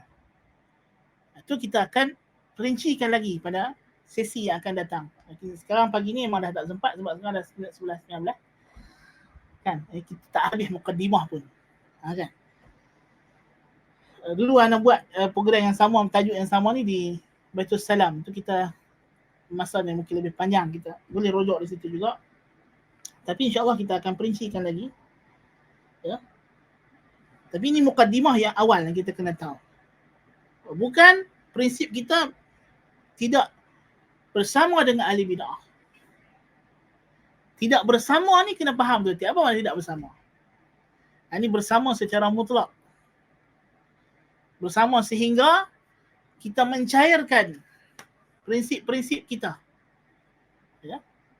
Apa yang dulu usul kita tukar jadi furu' hanya kerana kita nak bersama dengan mereka. So contoh, kalau kita nak bersama dengan nak bekerja sama dalam isu tertentu dengan golongan Asy'ariyah misalnya. Ada dawabitnya. Di antara dawabit yang paling penting ialah tidak membawa kepada kita mempromosi pula bid'ah. Bid'ah Asy'ariyah itu kepada ahli sunnah wal jamaah. Mungkin kita boleh guna dia untuk lawan sesama geng dia. Kan? Itu mungkin okey lah. Tapi guna dia untuk main cerita kepada geng kita, ahli sunnah, buat apa? What's the point? Kan? Kita sendiri boleh cerita benda tu lebih baik, lebih terang, lebih bagus daripada dia. Dan lebih selamat. Sebab batiniyah tu usul dia ada dalam Asy'ariyah itu sendiri. Kalau tidak macam mana begitu ramai Asy'ariyah yang ikut pahaman Ibnu Arabi dan sebagainya. Ya. Tiba-tiba ada seorang dua yang syadz, yang ganjil daripada aliran Asy'ariyah yang perdana. Yang sekarang ni golongan Asy'ariyah gelarkan mereka sebagai mutawahhibatul Asy'ariyah, Asy'ariyah Wahabi. Maksudnya dia kata mereka ni orang Asy'ariyah yang terkesan dengan pemikiran Wahabi, dia kata. Kan, tengok macam kaum muda dulu. Hamka apa semua. Hamka bukannya dalam akidah dia sendiri, dia pegang dengan akidah Asy'ariyah Maturidiyah. Tapi ada isu-isu yang dia bersama dengan kita, menyebabkan orang Asy'ariyah hukum dia Wahabi semacam. Tapi bukan bermakna kita pergi baca buku-buku dia, kitab-kitab dia, kita kata kitab dia sejahtera, akidah dia bagus. Tak. Akidah kita nak belajar, ada kita punya ulama, ada kitab kita yang berpandukan Quran dan Sunnah. Tidak kerana dia ni tokoh yang lawan batiniyah dan sebagainya, kita nak pergi mengaji kitab akidah Abu Bakar Baqillani, kita nak pergi mengaji kitab Iqtisad fil I'tiqad oleh Abu Hamid Ghazali. Tak. Itu salah. Itu tak betul. Kan? Itu tak betul. Bahkan kitab dia Rad Batiniyah tu pun hanya yang boleh itilaq, yang boleh ambil faedah itu ahli takhasus yang boleh menyaring sahaja, bukannya orang awam dibaca, bukan. Ya. Jadi kita kena bezakan situasi. Kita boleh bekerjasama dalam isu tertentu pada masa tertentu, tapi kaedah asalnya ialah kita tidak bersama dengan ahli bid'ah. Kita memisahkan diri, kita ada garis pisah. Ya. Bukan bermakna kita kena hajar mereka, bukan. Hajar kuli mungkin kita di Malaysia tak ada nak buat. Macam Imam Ahmad kata kepada ahli Khurasan. Bukan makna kita kena masam muka dengan dia, kita kena pergi. Tak, bukan macam tu. Ya, bukan macam tu. Tetapi maknanya kita tak boleh mengakui kebatilannya. Kita bantah dia dengan ilmiah, dengan adab, dengan sekian-sekian, bantah. Kita jelaskan kesalahannya. Itu mesti dibuat. Itu apatah lagi oleh mereka yang bekerjasama dengan dia. Okay.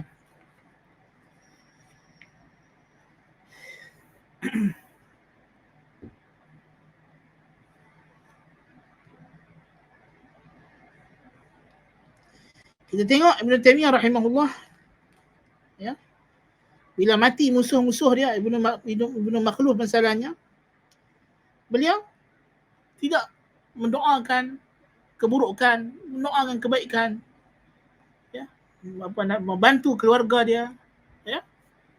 Musuh dia Al-Bakri, ya, bila Al-Bakri kena marah dengan kerajaan, Al-Bakri datang rumah Ibn Taymiyah minta perlindungan, ya. Jadi itu adalah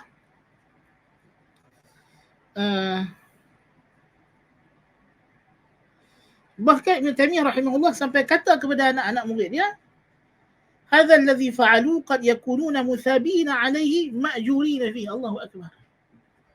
Boleh jadi perbuatan mereka duk tangkap aku, penjara aku, Taymiyah kata, boleh jadi mereka ni dapat pahala. Anak murid dia terkejut. Dia kata, hai, betul ke Tok Guru cakap aku ni? Kalau macam tu maknanya mereka betul lah, Tok Guru salah. Kan? Ibn Taymiyah kata, tak, aku yang betul, mereka yang salah. Keliru lah. Tetapi Ibn Taymiyah kata, kesalahan mereka tu ijtihad. Kan? Ijtihad. Dan mereka ada niat yang baik. Dan mereka tersalah. Bagi orang yang mujtahid, satu pahala Ibn Taymiyah kata. Jadi maknanya, sampai teratur Ibn Taymiyah merahmati musuh-musuh dia. Allahu Akbar kabir. Nah. Baik, ini adalah muqaddimat asasiyah dalam kita nak memahami perkataan ulama salaf dalam masalah ini. Kita belum lagi masuk muqaddimah asas berkenaan perkara khilaf dan mauqif salaf terhadap orang yang menyelisihi kebenaran. Yang ini insya-Allah kalau kita ada kesempatan pada masa yang lain, mungkin ada tarikh bulan depan ke atau bulan akan datang, kita akan susun insya-Allah untuk masukkan siri yang kedua bagi syarahan ini. Jadi anak so yang ikut syarahan ni sabar, relax. Mengaji tak habis lagi. Jangan duk jadi keyboard warrior. Kan? Ini kawaid macam ni pun tak boleh faham lagi. Tapi dah mencabar ahli bid'ah, nak berdebat, nak itu, nak ini. Jangan. Asal pada ahli bid'ah kita berpaling. Meninggalkan mereka. Kalau kita ahli sunnah wal jamaah ni minoriti, lemah. Jadi kita macam Nabi dengan orang musyrikin di Mekah, Allah Ta'ala larang daripada berjihad, daripada menentang dengan kekerasan. Kita sabar, kena sabar. Dan apatah lagi, kita sekarang bukan berhadapan dengan orang musyrikin ke apa, kita berhadapan dengan saudara se-Islam. Al-Asy'ariyah yang duk lawan kita hari ini ialah ikhwanuna fid din. Saudara kita seagama, ahli qiblah. Takkan kita tak ada sabar. Kita sabarlah. Kena sabar. Nah, itu lumrah mereka mengata kita, mengutuk kita, tuduh kita dengan tuduhan-tuduhan yang pelbagai. Dan kadang-kadang lebih dahsyat lagi, yang tuduh kita dengan tuduhan yang pelbagai itu datang daripada mereka yang mengaku ahli sunnah wal jamaah juga, tapi kerana mereka jahil, mereka mungkin mengaji tak habis, tergesa-gesa, maka mereka tersilap. Sabarlah. Sabar. Ujian daripada Allah Ta'ala. Ujian. Tapi kalau dah teruk sangat, ada su'ul qasad, ada tujuan yang buruk, perangai pun buruk, kita balas dengan qadar yang syar'i, yang dibenarkan syarak. Jangan lebih daripada yang dibenarkan syarak.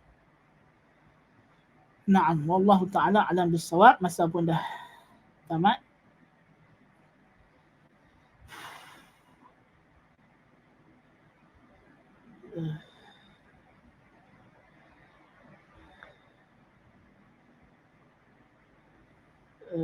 Ada soalan di sini, dia kata Salafi mencela ulama kibar. Mencela ni kenapa mencela? Ya, mencela ni kenapa? Macam kita kata tidak setuju dengan ulama, tidak ada masalah.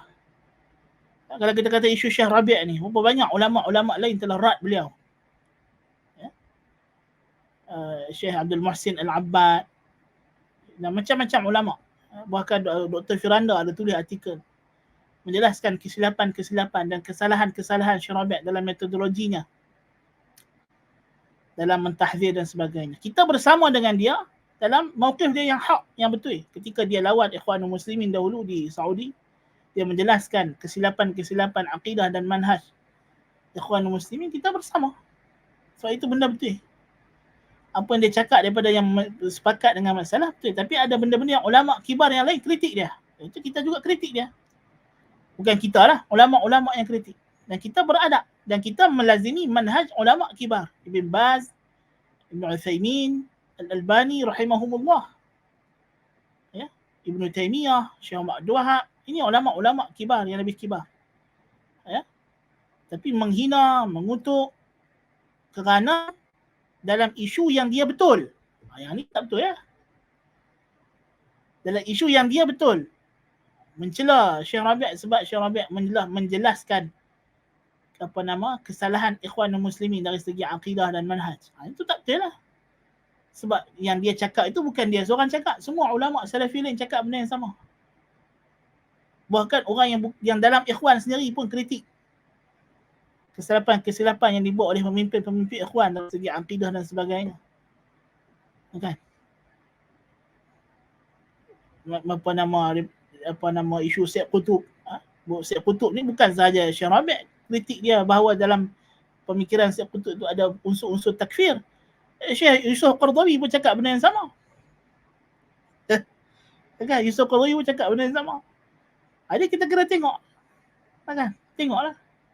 Kalau itu isunya yang menyebabkan dia benci kepada ulama, itulah. Itu menunjukkan dia benci itu bukan sebab ulama peribadi, sebab manhaj yang dibawa Ahlussunnah wal Jamaah itu sendiri.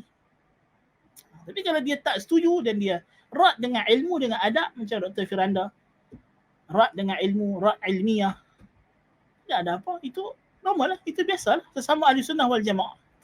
Nanti kita akan sampai bab perbincangan bagaimana kita dalam sesama Ahlussunnah wal Jamaah bila ada salah, ada silap sama Ahlussunnah. Bukan kita mendiamkan sebab dia Ahlussunnah, dia ulama, kita diam. Tak. Dia salah, kita tetap jelaskan kesalahan dia. Even Ibn Baz, Ibn Albani. Kalau dia kesalahan dia, tetap kita rat, kita jelaskan yang betul. Tetapi kita kena ihtiram ulama. Dua prinsip dalam anda sebut awal di sini sebelum kita nak jumpa lagi tak tahu dalam apa. Dua prinsip yang mesti kita pegang ialah at-tajarrudu lil haqq wa ihtiramil ulama. Objektif dengan kebenaran tetapi mesti beriringan dengan menghormati para ulama. Dan menghormati para ulama mesti beriringan dengan objektif untuk mengikut kebenaran. Dengan dua prinsip ini, kalau kita ada beriringan serentak, kita akan selamat daripada gejala ta'assub kepada ulama dan selamat daripada mencela ulama. Hanya kerana ulama itu salah, terus kita tolak dia. Hanya kerana dia salah satu dua masalah, kita buang. Kita tahzir dia, kita kata dekat dia macam-macam. Tak boleh. Nah. Bermajlis sebentar dengan mereka, kita dah sebut tadi. Berdebat. Berdebat juga akan ada dia punya usul dia, qawaid dia yang panjang. Yang paling besar dalam isu yang kita akan bincang ni insya-Allah ialah berdebat. Mungkin berdebat tu nanti kita akan buat siri khas dawabit dia. Siri khas dawabit debat ni. Debat ni bukan tak boleh langsung, bukannya boleh secara mutlak. Dia ada dawabit dia dengan orang yang macam mana, keadaan yang macam mana. Kan? Macam debat yang akan berlangsung pada hujung bulan ni. Itu debat-debat yang kita kata memenuhi ciri-ciri dan dawabit. Kan? Itu kita untuk menjelaskan yang hak dan menjatuhkan yang batil. Ada keadaan-keadaan debat yang dibenarkan. Ada keadaan yang tak dibenarkan. Orang yang kita nak debat tu siapa? Kan? Kita kena tengoklah. Kan? Dan debat bukan wasail dakwah, tapi dia wasail difa'. Itu perbincangan yang panjang lah. Tapi masa dah suntuk. Soalan-soalan ni semua datang sepatutnya dia ada dalam kita punya munaqashah. Tapi sebab masa dah habis, anda tak sempat nak bincang. Jadi anda tak boleh nak jawab dengan begitu sahaja. Sebab dia perlukan, memang tujuan kita buat ceramah ni nak memperincikan setiap satu soalan hadap tanya ni perlu diperincikan. Dengan panjang lebar, bukannya sekadar satu dua jawapan. Jadi tuan anda kata kena sabar. Sebab masa tak cukup, jadi kita akan adjust waktu lain untuk kita sambung. Sebab hari ni kita sempat hanya mukaddimah yang kita sempat pagi ni hanyalah kita sempat ambil makna khilaf, jenis-jenis khilaf dan mukaddimah kaedah untuk memahami perkataan salaf baru. 3 benda aja pagi ni kita baru ambil. Kita belum masuk lagi mukaddimah berkenaan dengan khilaf itu sendiri. Mukaddimah tentang mukaddimah pun tak habis lagi. Ada 2-3 mukaddimah lagi yang kita tak sempat ambil. Jadi kena sabar. Stay tune insya-Allah ya. Ini kita akan adjust tarikh lain باذنillah taala. أقول قولي هذا وأستغفر الله العظيم لي ولكم. سبحانك اللهم وبحمدك أشهد أن لا إله إلا أنت أستغفرك وأتوب إليك. والسلام عليكم ورحمة الله وبركاته.